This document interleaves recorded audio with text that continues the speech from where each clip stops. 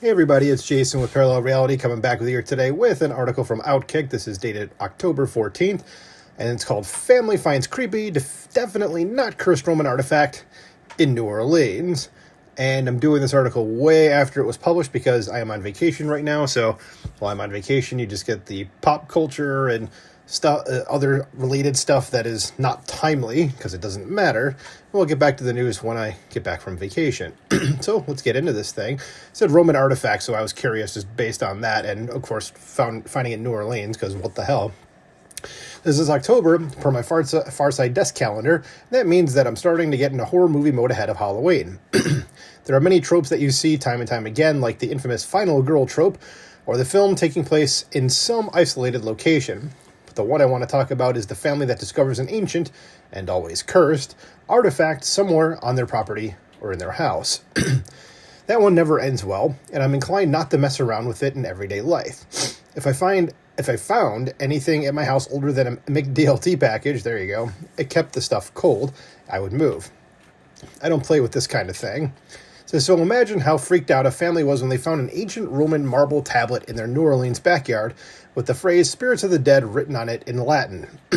Says, and worse yet, that tablet turned out to be the 1900-year-old grave marker of a Roman sailor, Sextus Congenius Verus. So I wonder if he thought that 1900 years later his grave marker would be in some place he'd never even heard of. It says, an ancient artifact, a dead language, and some sailor named Sextus.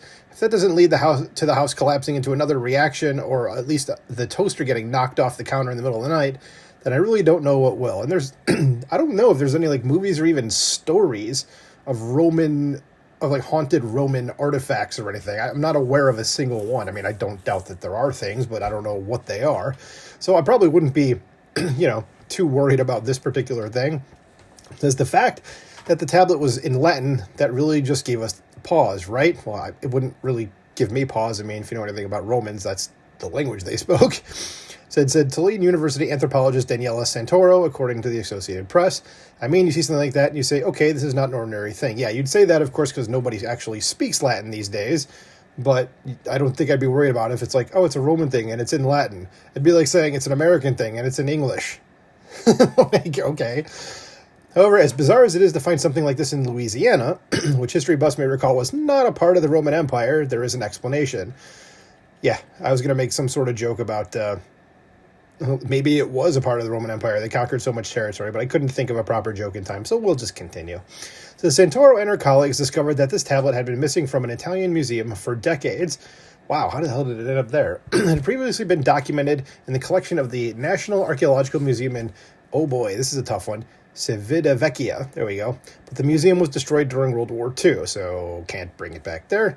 The museum was rebuilt over the decades, but the tablet was MIA, so you could bring it back there.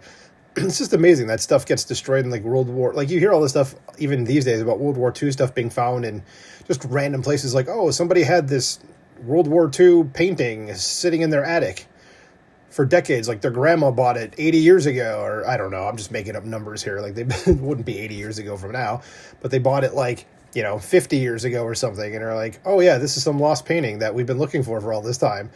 It's kind of amazing. And so the tablet was MIA until now. It says the FBI is now reportedly working to return the artifact to the Italians, which means any horror movie nonsense that may happen is going to be their problem. Yeah. Yeah, just give it back to them. Nah, not ours, it's yours. But I just, again, find that kind of interesting. So just thought I'd throw that out there. And apparently, not to click on the Twitters, but, oh yeah, so it would be this down here is what the artifact actually says. And go ahead and translate it if you want to. I don't think you have to worry about saying something in Latin out loud that it might raise the spirits. Maybe, because it's Roman times. I don't think they had too much to do with that, but maybe don't say it out loud. Just kind of keep it to yourself in your head.